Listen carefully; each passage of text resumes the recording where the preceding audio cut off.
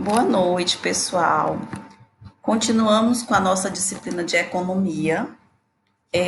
Hoje é a nossa sexta aula. Aula passada nós tivemos avaliação, que inclusive já corrigi e já está disponível no diário as notas de vocês. Sobre a nossa aula de hoje, que é a sexta aula, nós falaremos sobre compartimentos da economia, microeconomia, macroeconomia e a política econômica. Antes de nós chegarmos em microeconomia e macroeconomia, nós precisamos entender alguns processos para futuramente entendermos o que é a microeconomia e a macroeconomia.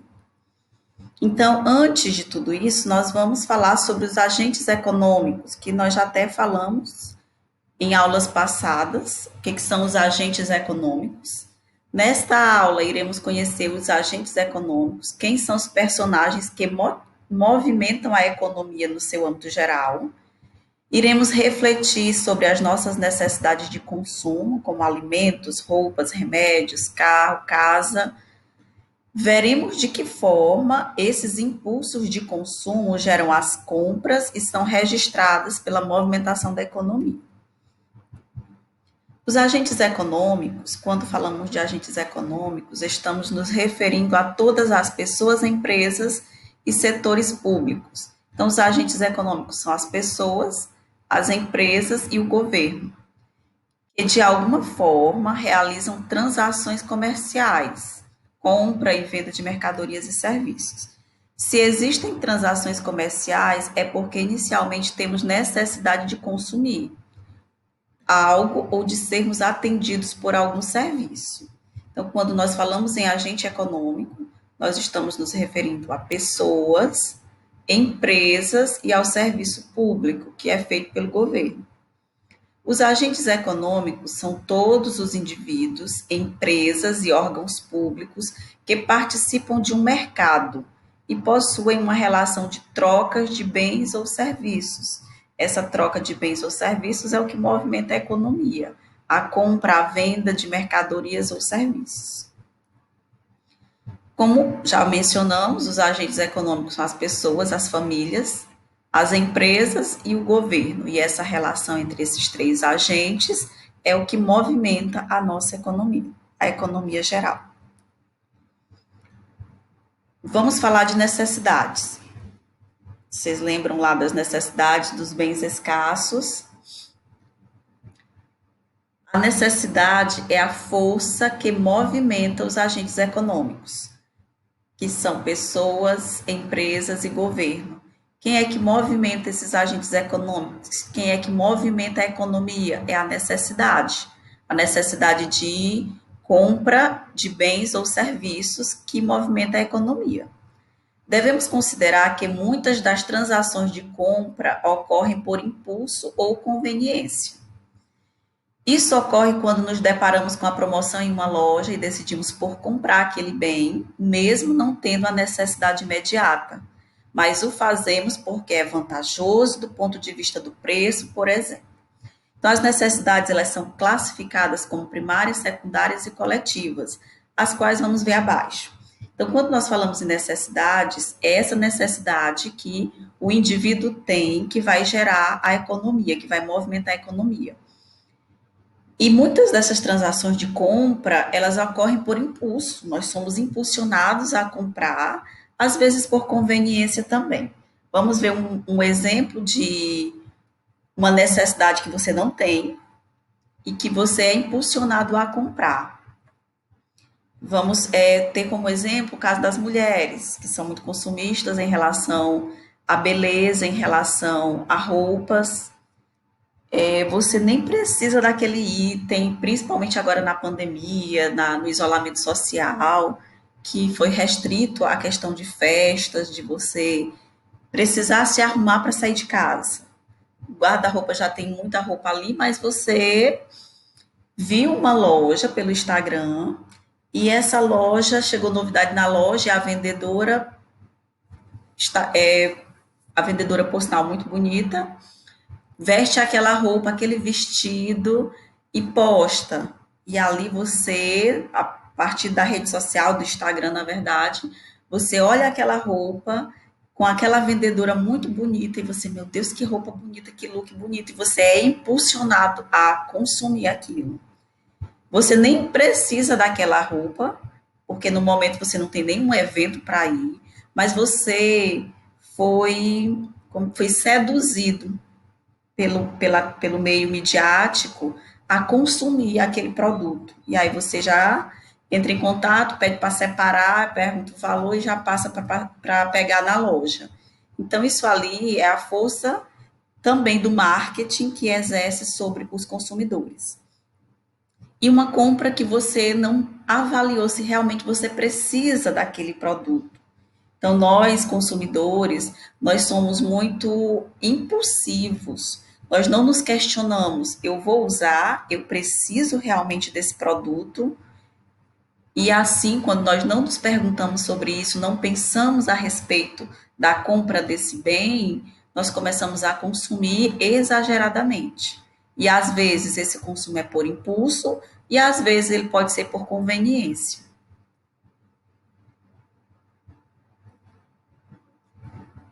Essas necessidades, elas são classificadas de três formas: as necessidades primárias, secundárias e as coletivas. As necessidades primárias: a alimentação, vestuário, habitação, transporte e higiene, são as necessidades básicas. Alimentação, habitação, vestimenta. Necessidade primária de alimentação, como nós vamos ver aqui na imagem. A partir dessas necessidades primárias, aparecem dois fenômenos econômicos, que é a lei da oferta e a lei da demanda, como nós já falamos muito sobre isso. A lei da oferta e a lei da demanda, essa procura por como que eu posso dizer, essa procura por consumo, é que vai determinar muito o preço dos produtos, segundo lá o sistema capitalista, que é a mão invisível, o controle do preço que é dado pelo consumidor, teoricamente. Então, isso faz parte das necessidades primárias. As necessidades secundárias são aquelas vinculadas ao desejo ou ao impulso, como o excesso de compras em relação à vaidade, em relação à estética, em relação também à conveniência. Você vai comprar algum produto que você nem pode comprar, mas você precisa ter aquele produto porque você precisa mostrar para alguém o seu poder. Muitos consumidores, eles querem mostrar poder a partir do que veste, a partir do que calça, a partir do que usa. É com ostentação, mesmo sem poder. Então, isso vai muito para a questão do impulso lá, da parte secundária, tanto do impulso como a questão da conveniência. E também nós temos a parte coletiva, que refere-se aos serviços públicos. As secundárias e as coletivas, sobre as necessidades. As necessidades coletivas referem-se aos serviços públicos. E aqui nós temos como exemplo o atendimento na Previdência Social. Existem algumas profissões que não produzem bens, porém ofertam serviços, como os advogados, os padres, os profissionais do esporte, os palhaços. Eles não produzem bens, porém ofertam serviços. Os bens, os produtos fabricados pelas empresas ou os serviços prestados por empresas ou pessoas físicas são classificadas quanto à sua finalidade. Então, os bens são os produtos que as empresas fabricam ou serviços prestados, como os advogados, como os palhaços, como os padres, que são pessoas físicas. Então, são bens que esses bens eles são classificados também de acordo com a sua finalidade. Quanto à raridade, nós temos bens econômicos e não econômicos. A água é um bem econômico, enquanto o ar não é econômico, porque em relação à água é um bem econômico porque vai movimentar a economia, tem a questão do gasto, tem a questão da compra, e já o ar, ele já é um bem que não é econômico. Quanto ao destino de consumo, pode ser durável e não durável. Como construir uma casa, já teremos um bem durável, e uma peça de roupa já um bem não durável. Em relação à produção, podem ser transitórios e podem ser duráveis, como máquinas para a produção, na indústria, para a indústria, como nesse exemplo da indústria têxtil, nós temos os maquinários, que são um tipo de produção durável. Vamos refletir um pouco sobre a atitude das pessoas antes, durante e depois das compras. Como eu falei há pouco, comprar por impulso e comprar por conveniência. Isso é até interessante nós mesmos refletirmos muito sobre o nosso consumo. Antes de fazer uma compra, você se questionar, e também para quem tem filhos, crianças, adolescentes, já também instigá-los a ter essa visão em relação à economia. Também essa parte ela é muito interessante que haja também nas escolas essa alerta para o consumo exagerado e já esse direcionamento para que os indivíduos, para que os alunos, as crianças, os adolescentes, elas tenham um consumo controlado e que elas possam até ter uma visão financeira de poupar, de economizar e de, como que eu posso dizer, de pensar antes de comprar, evitar o excesso de consumismo, que futuramente vai evitar o excesso de a questão do endividamento e também uma qualidade de vida melhor. Então, procure refletir sobre a atitude das pessoas antes, durante e depois das compras. Verifique se elas estão atentas aos seus pontos. Vamos cada um fazer uma reflexão em relação ao seu consumo. Antes da compra, você busca de fato entender se há necessidade de comprar aquele bem ou serviço. Se você não faz isso, é importante que você faça para que você tenha um controle maior sobre os seus gastos, até porque vivemos numa crise e essa crise ela só tende a piorar pelo menos por o restante desse ano. A expectativa não é nada boa em relação à economia. Nós temos aí os preços dos produtos primários, eles só aumentam, então nós devemos então frear os nossos gastos, ver o que é essencial e o que não é essencial. Vamos nos questionar se realmente eu preciso desse produto. Isso antes da compra. Durante a compra, você vai ter uma preocupação. Há uma preocupação com o recurso que garante o pagamento do bem ou do serviço desejado?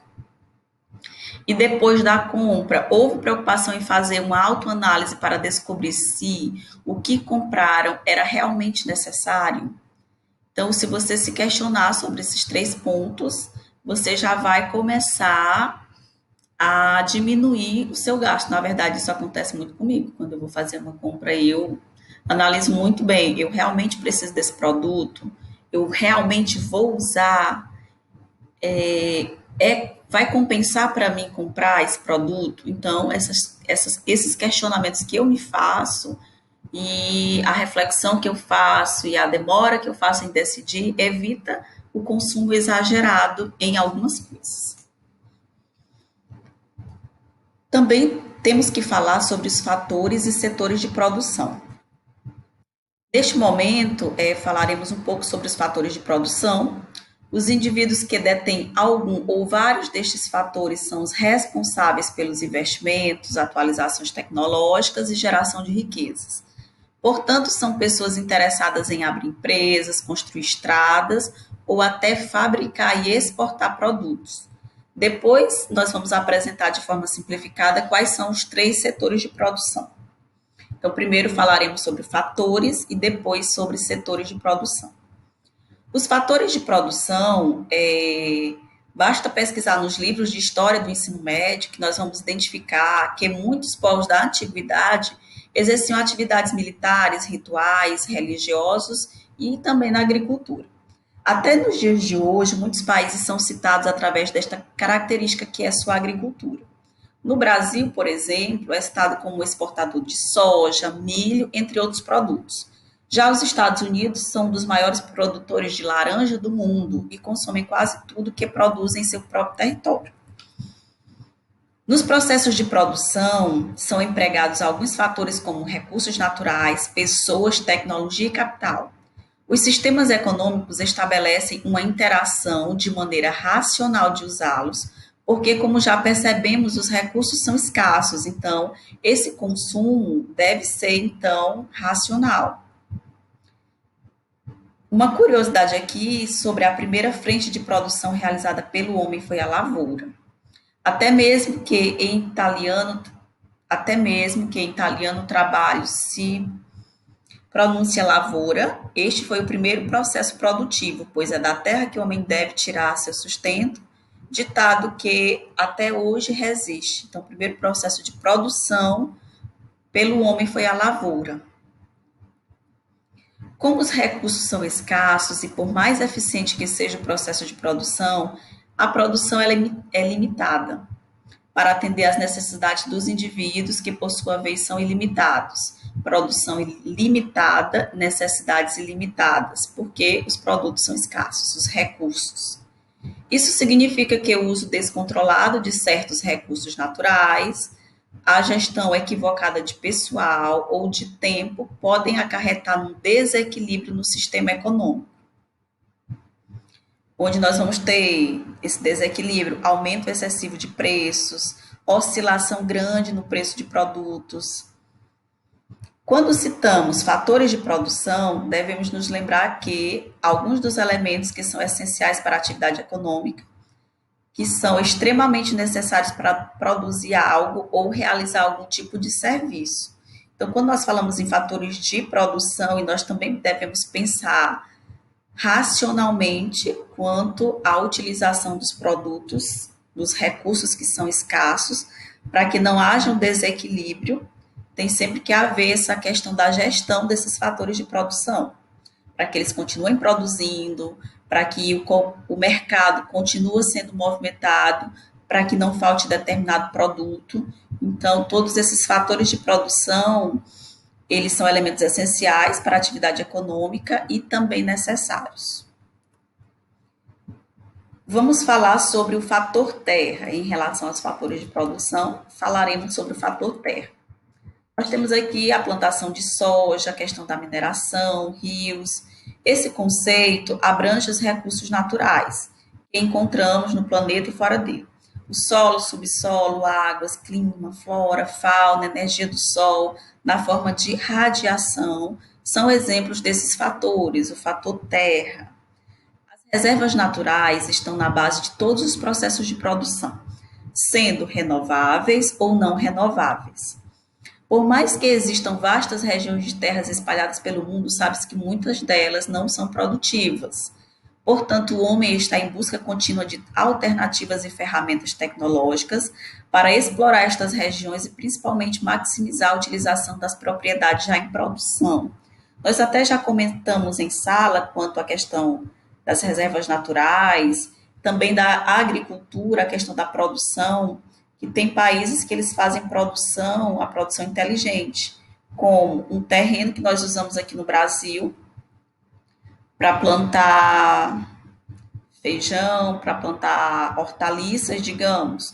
Nós temos aqui um grande terreno e aqui nós temos a plantação de tomate, ocupando um grande espaço. E tem países que ele faz a produção, o espaço que ele tem para produzir é, digamos que 80% menor do que nós temos aqui no Brasil, e aí ele tem uma produção inteligente. Ele vai pensar em fazer essa produção por escala. Então, aqui ele vai criar várias prateleiras, e aqui ele tem a produção de tomate, que é a mesma quantidade produzida nesse mesmo espaço aqui do Brasil, só que com uma área bem menor, que vai ser uma produção inteligente, uma gestão dos recursos disponíveis.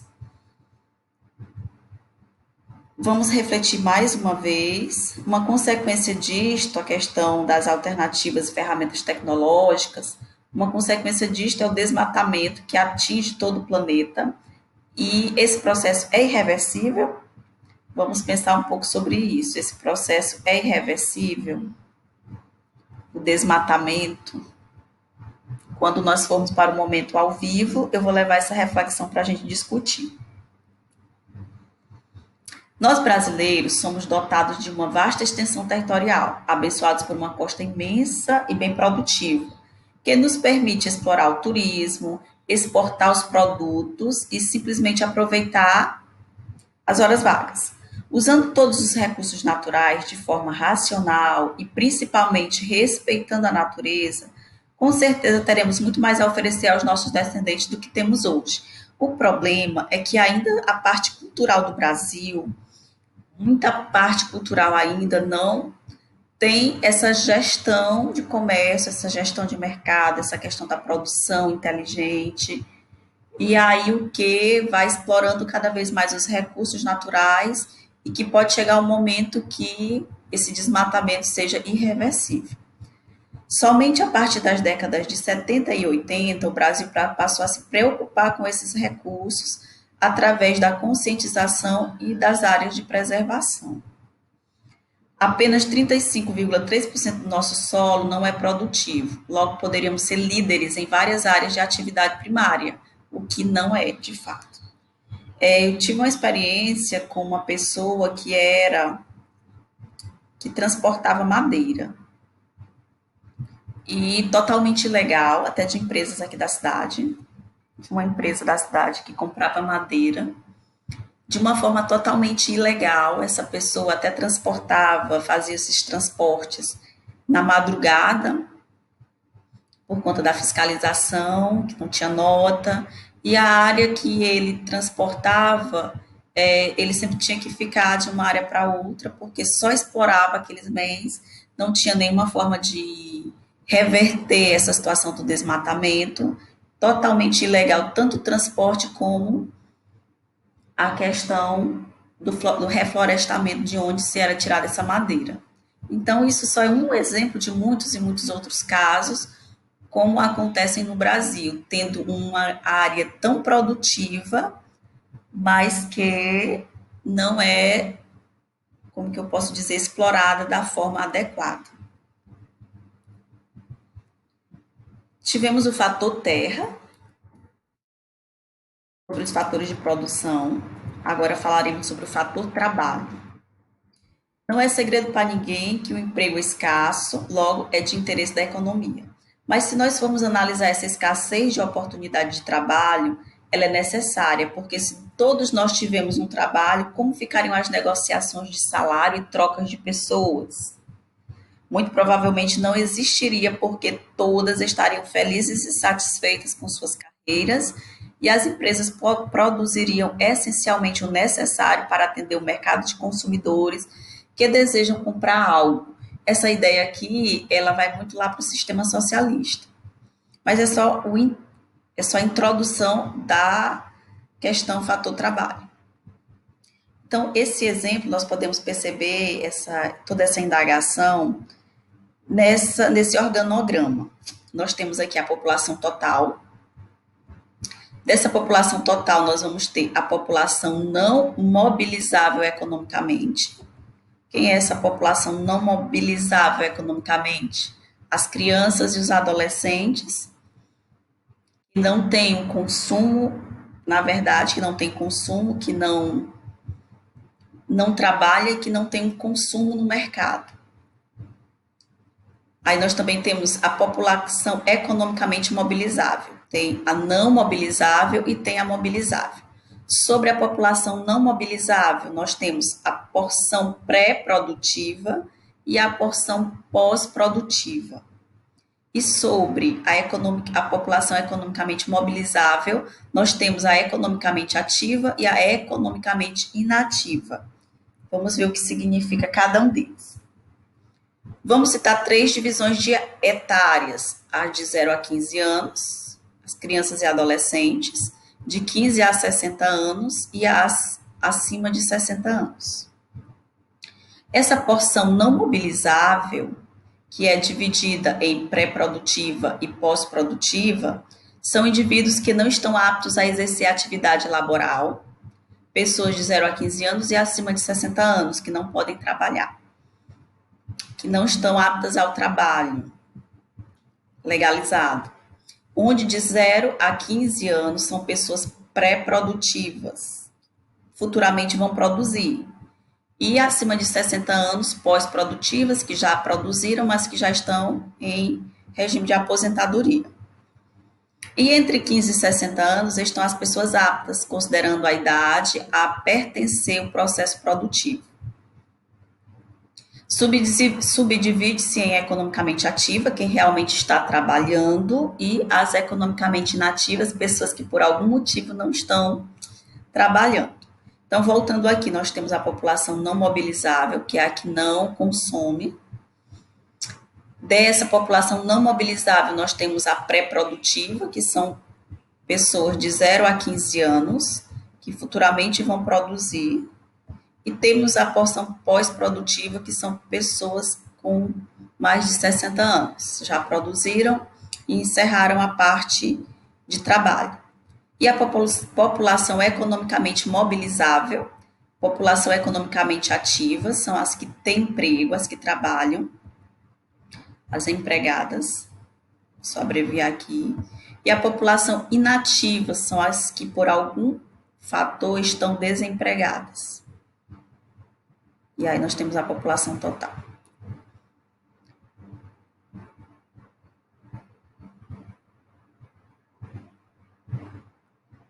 A necessidade de o Estado controlar a taxa de natalidade, as doenças, as aposentadorias não é por questões políticas, mas para manter um nível adequado de indivíduos vivos e trabalhando, e assim conservar o sistema em que vivemos em funcionamento. Então, não é por se importar, na verdade, o Estado se importa com as pessoas que estão nascendo, com as doenças, com as aposentadorias. Não, é por uma questão política para manter esse nível adequado de indivíduos vivos, trabalhando e consumindo. Existe no mercado, e tenho certeza, isso aqui são as palavras do autor, que nós conhecemos pessoas que não estão trabalhando.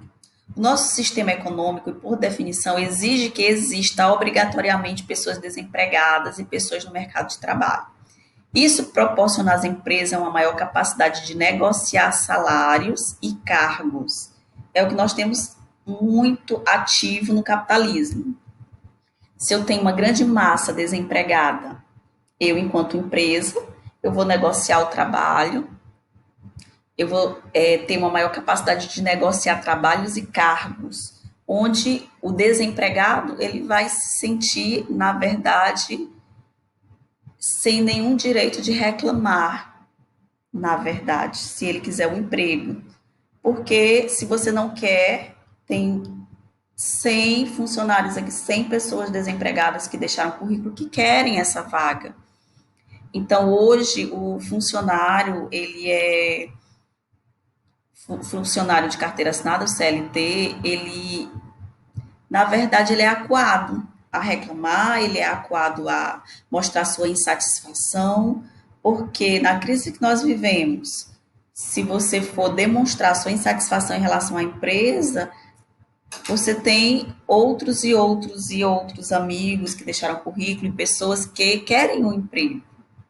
E aí a gente acaba sendo omisso, acaba aceitando de todas as formas, porque é aquele ditado, se é ruim dessa forma, vai ser pior sem esse emprego. Então, nós acabamos aceitando muita coisa para poder, no final do mês, receber o nosso salário. E as empresas, elas gostam disso, porque assim elas conseguem negociar salários, até salários que não comportam, que a forma de pagamento ilegal, que não paga-se nenhum salário mínimo, mas os funcionários continuam na empresa por questão de falta de opção. Falamos também sobre o fator trabalho, agora falaremos sobre o fator capital. Esse fator representa o quanto uma pessoa conseguiu acumular de recursos, falando de dinheiro propriamente dito ou terras. Com esses fatores, as sociedades dão suporte e atendem aos diversos estágios do desenvolvimento econômico. Para existir um investidor, que é uma pessoa disposta a empregar seus recursos em troca de uma remuneração proporcional ao seu investimento, deve-se primeiramente acumular riquezas, é o que se aconselha. Como é que eu vou investir se eu não tenho nada? Então, acumula-se uma riqueza para poder investir. O sistema baixo mostra como as pessoas conseguem formar capital. Quando eu falo de capital, eu estou falando de dinheiro. As fontes de acumulação, as fontes internas e as fontes externas. Como as fontes internas, a poupança das famílias, ou poupança dos empregos, ou também poupança do setor público.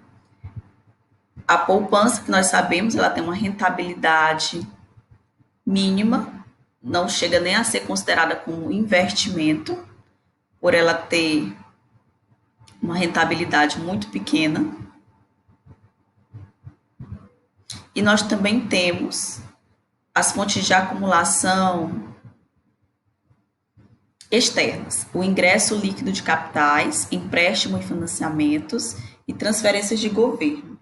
Sobre esse ingresso líquido de capitais, nós temos como, por exemplo, a entrada de capitais no país, a entrada do capital no país. Nós temos a relação de empréstimos e financiamentos. O governo ele pode emprestar ou financiar a empresas ou a pessoa física e as transferências de governos. Mais uma questão para refletirmos no momento presencial. Poupar no Brasil é algo muito difícil por se tratar de uma situação cultural. Quando falamos cultural, é algo enraizado, dizer difícil de ser mudado. Você tem visto com frequência nos meios de comunicação propagandas incentivando a poupança? Dificilmente. Mas para consumir, gastar, comprar por meio de liquidações e promoções é o que nós vemos a toda hora. Então, por também questões culturais, questão de poupar no Brasil e de investir, ela não tem uma divulgação, não tem um incentivo, sendo que o incentivo é consuma, compre, gaste, se endivide, faça empréstimo, mas economize, tenha uma vida com qualidade, pense nos recursos naturais, vamos pensar na poluição. Não tem esses incentivos. Nós vamos refletir mais lá no momento presencial, no momento online, no momento ao vivo. Também temos o fator tecnologia, que é um dos últimos fatores, se eu não me engano, o último fator do slide. Fator tecnologia. A tecnologia, o que é essa tecnologia? Quando o homem passou a utilizar o fogo para se aquecer, para cozinhar, para afugentar seus animais, isso foi um avanço tecnológico. Antes, o homem vivia nômade, chegava no lugar, alimentava das frutas que tinha, caçava o que tinha, comia da forma como estava, e aí o homem sentiu a necessidade de se abrigar e a necessidade de fixar morada em determinados locais. Com o tempo, eles foram e desenvolveram fogo. A partir do desenvolvimento do fogo, nós temos aí o início, o surgimento da tecnologia. A tecnologia não é somente um microcomputador, mas criar ou aperfeiçoar um jeito novo de fazer algo. Simplesmente é inovar algo que já existe ou inventar algo para tornar a vida mais fácil. A capacidade tecnológica é isto: inovar, aperfeiçoar, inventar processos novos para o sistema de produção. Todos sabem que as empresas cobram a criatividade e hoje o mercado exige o perfil do profissional que ele tenha criatividade, seja em qual área for. Cada indivíduo, na sua profissão, ele tem que ser um microempreendedor, ele tem que saber, ele tem que ser um empreendedor, ele tem que, principalmente, ser criativo, ser inovador.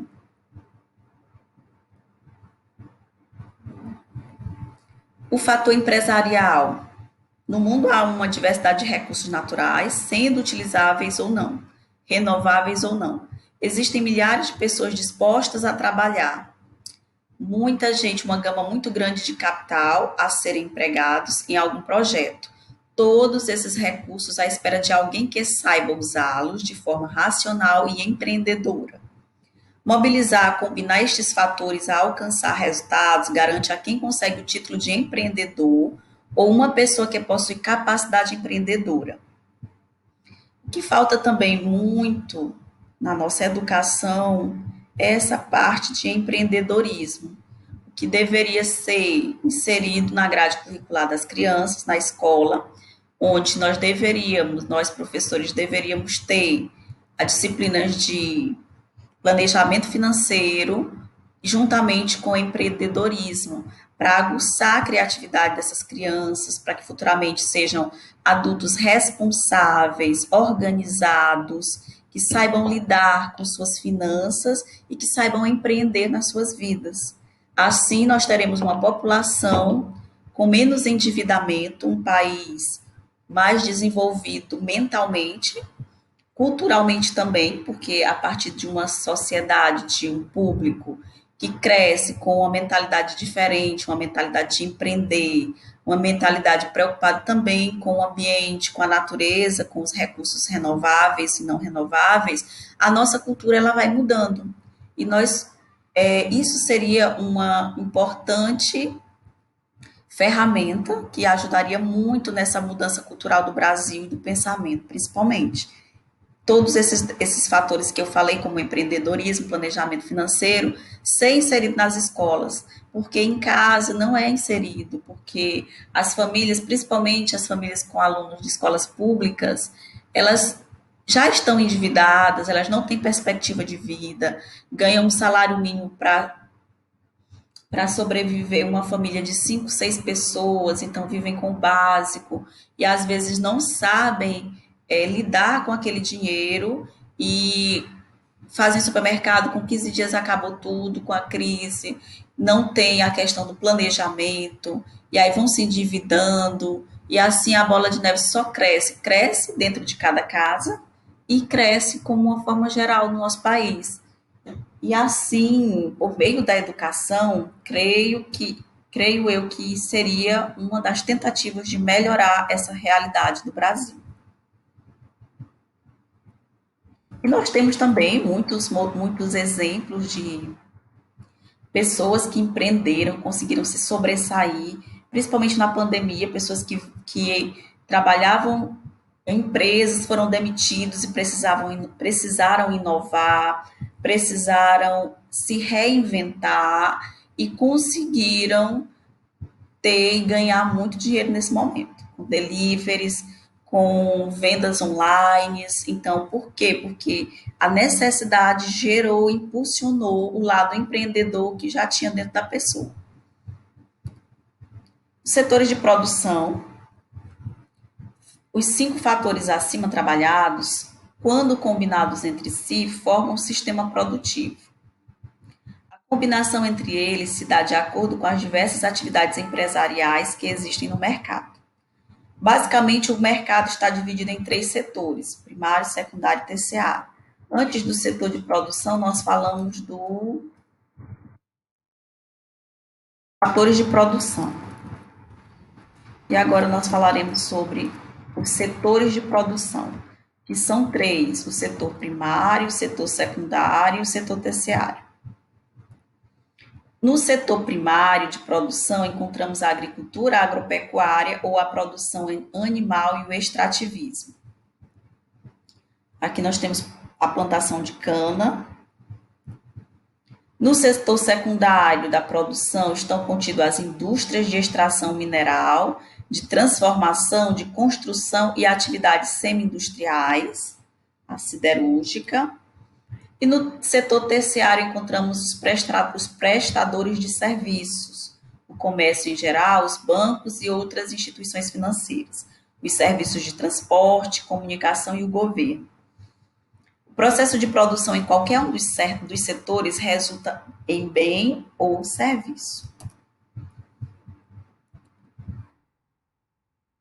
Essa foi a nossa aula sobre fatores de produção, bens e o processo de produção.